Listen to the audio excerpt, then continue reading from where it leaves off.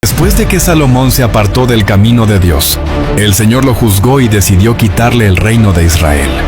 Solo dejó una tribu bajo el gobierno de sus descendientes, la tribu de Judá.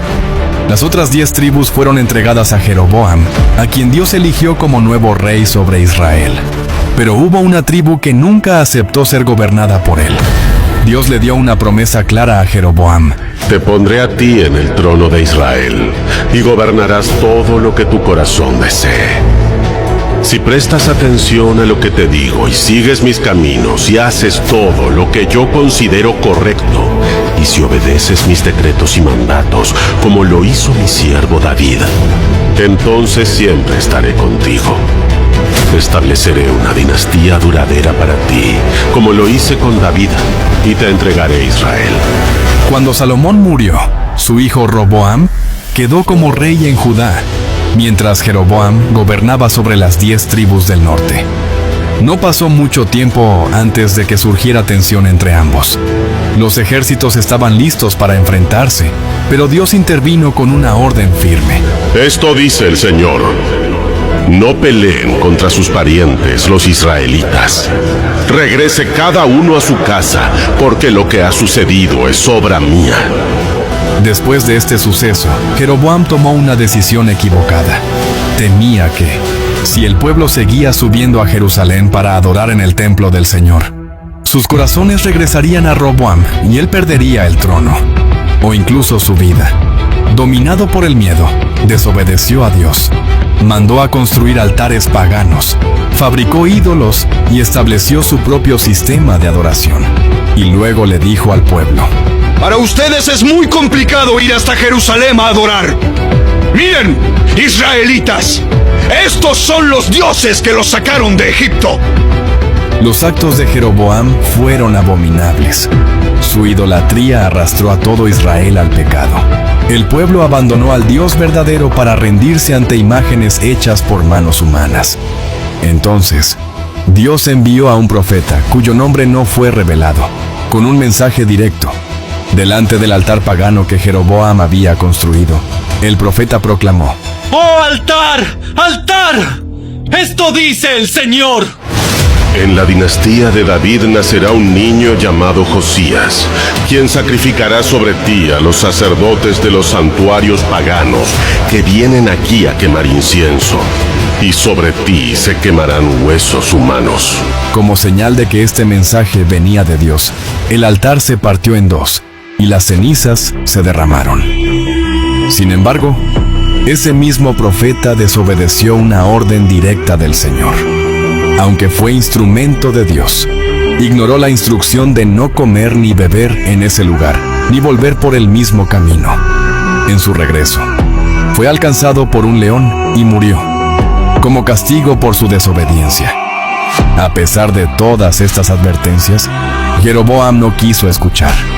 Persistió en sus cultos paganos y en hacer lo malo ante los ojos del Señor. Tiempo después, su hijo cayó gravemente enfermo. Desesperado, Jeroboam pidió a su esposa que se disfrazara y fuera a consultar al profeta Ahías, el mismo que años atrás le había anunciado que sería rey. Pensaba que podría engañar al profeta, pero era un hombre de Dios. Aunque Ahías ya estaba ciego, el Señor le habló antes de que la mujer llegara. La esposa de Jeroboam vendrá aquí haciéndose pasar por otra persona. Ella te preguntará acerca de su hijo porque está muy enfermo. Dale la respuesta que yo te doy. Y cuando la mujer se acercó, el profeta, sin verla, dijo: Entra, esposa de Jeroboam, ¿por qué finges ser otra? Luego le dio este mensaje de parte del Altísimo: Yo te saqué de entre la gente común y te hice gobernador de mi pueblo Israel. Le arranqué el reino a la familia de David y te lo entregué a ti. Pero tú no has sido como mi siervo David, quien obedeció mis mandatos y me siguió con todo el corazón y siempre hizo lo que yo quería. Tú has hecho cosas más malignas que todos los que vivieron antes de ti. Te has hecho otros dioses y me has enfurecido con tus becerros de oro. como me has dado la espalda, traeré desastre sobre tu dinastía y destruiré a cada uno de tus descendientes varones, tanto esclavos como libres en todo Israel. Consumiré tu dinastía real como se quema la basura, hasta que toda haya desaparecido. A los miembros de la familia de Jeroboam que mueran en la ciudad, se los comerán los perros, y a los que mueran en el campo, se los comerán los buitres. Yo, el Señor, he hablado. Y añadió: apenas pongas un pie en la ciudad, tu hijo Abías morirá.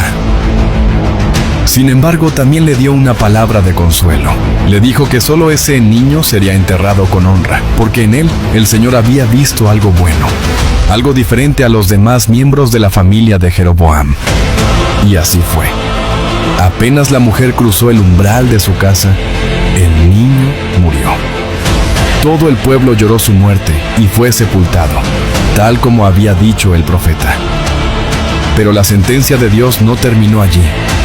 Con el tiempo, todos los descendientes de Jeroboam fueron exterminados. Tal como lo había anunciado el Señor, su linaje fue borrado por completo. El hombre que ejecutó este juicio fue Baasa, quien se levantó y erradicó toda la casa de Jeroboam, cumpliendo la palabra del Señor. El pecado de Jeroboam no fue simplemente personal. Fue un pecado que arrastró a toda una nación. Como rey de Israel, tenía la responsabilidad de guiar al pueblo según los mandatos de Dios, de ser un ejemplo de obediencia, justicia y temor del Señor. Pero Jeroboam no solo pecó, hizo que otros pecaran, y eso es gravísimo ante los ojos de Dios. Y esto nos confronta hoy, porque al igual que Jeroboam, muchos hoy tienen influencia, autoridad o liderazgo. Han sido llamados a guiar a otros por el camino de la verdad. Pero si por miedo, conveniencia o rebeldía distorsionan lo que Dios ha dicho o callan lo que deberían hablar, serán responsables no solo de su caída, sino también de la caída de quienes lo siguen. Dios lo deja claro de manera contundente. Si yo anuncio que unos malvados de cierto morirán y tú no les dices que cambien su manera de vivir, entonces ellos morirán en sus pecados y te haré a ti responsable de su muerte. En cambio, si les adviertes que se arrepientan y no lo hacen, morirán en sus pecados, pero tú te habrás salvado.